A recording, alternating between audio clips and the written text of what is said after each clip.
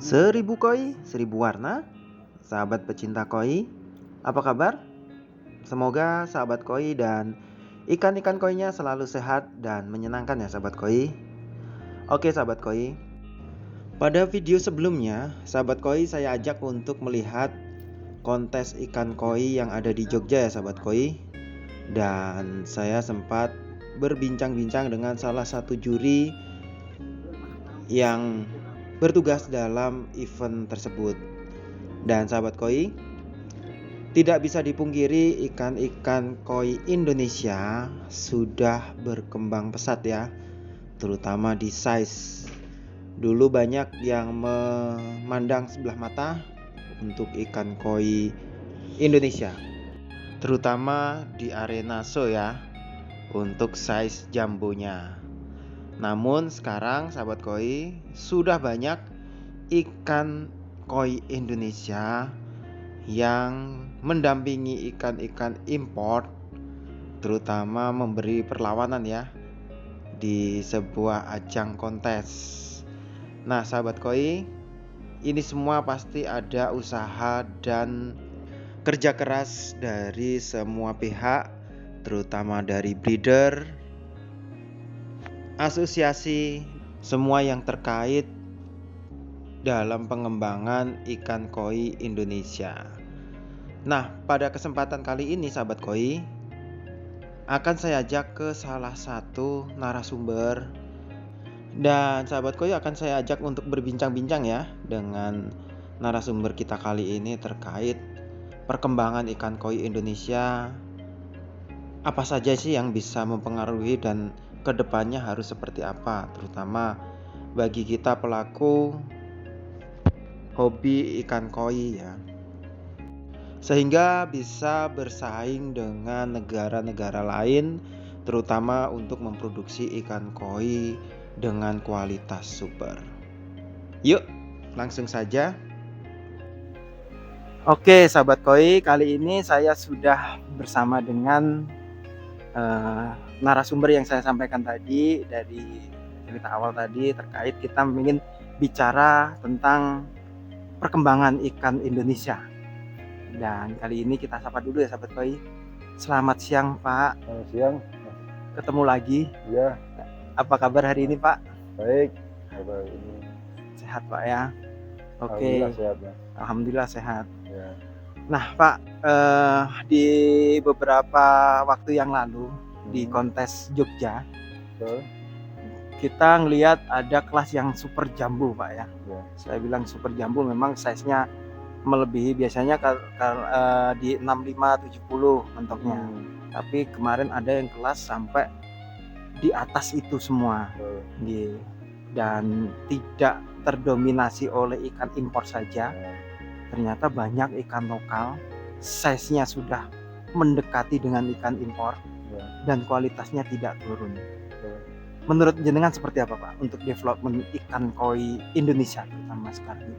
Sebetulnya untuk ikan koi Indonesia itu menurut saya hanya kalah di keberanian pemegang pakan. Jadi pertama seleksi calon ikan besarnya memang harus butuh pengalaman tambahan.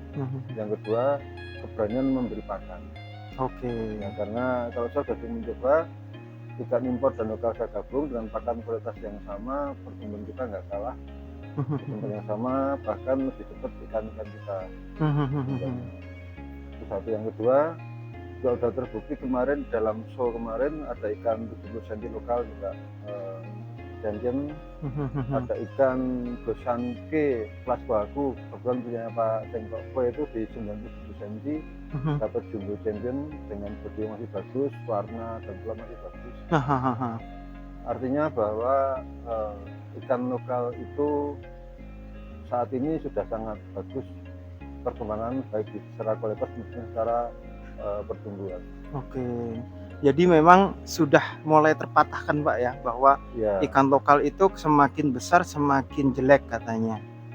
Sebenarnya kalau sekarang kayak kita sering main ke kontes, kita bisa lihat perkembangan ikan Indonesia. Betul. Ini sudah menyamai Pak ya, dengan ikan seperti yang jenengan sampaikan tadi, seperti itu.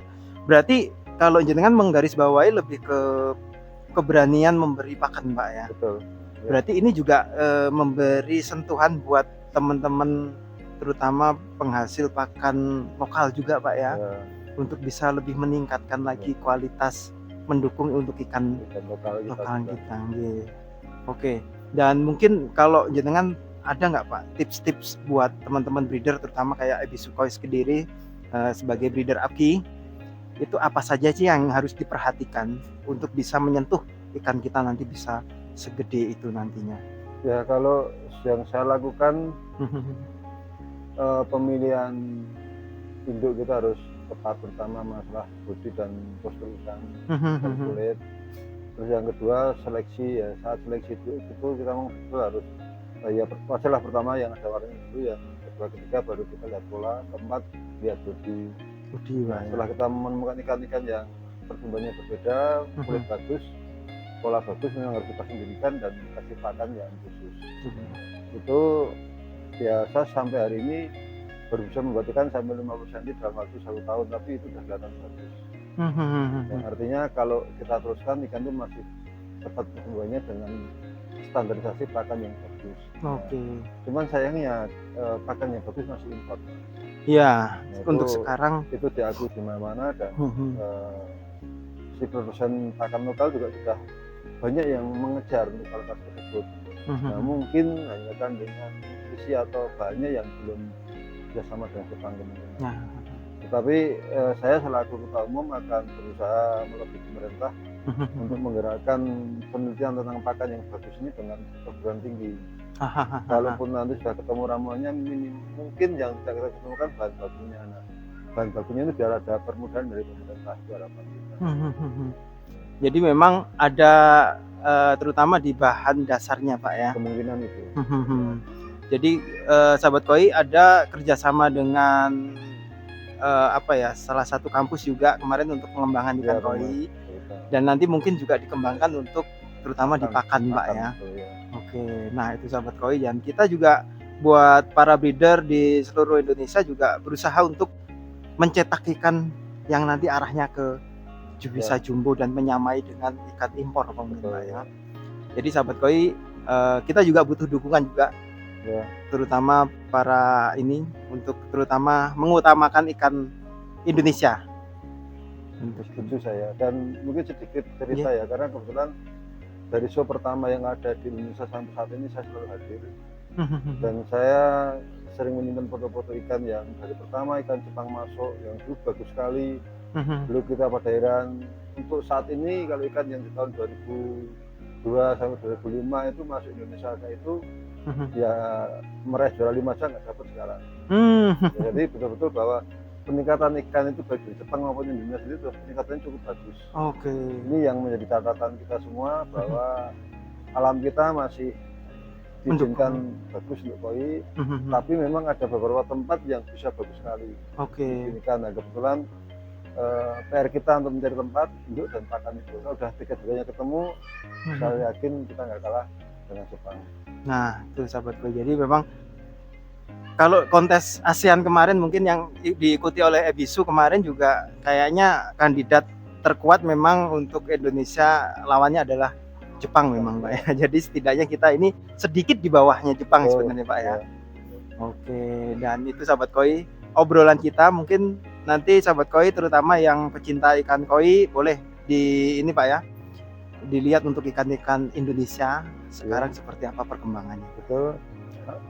Atau di tempat-tempat yang juara bisa dilihat foto-fotonya. Nah, foto-fotonya di website-nya nanti bisa dilihat Pak ya, untuk ikan Indonesia. Dan tidak hanya kecil bagus, sekarang juga ada super jumbo yang bagus juga Pak ya. Oke Pak San, terima kasih atas waktunya. Ya, sama-sama Mas. Oke sahabat koi, terima kasih udah nonton video kita kali ini. Jangan lupa untuk like, subscribe, dan nyalakan tombol loncengnya.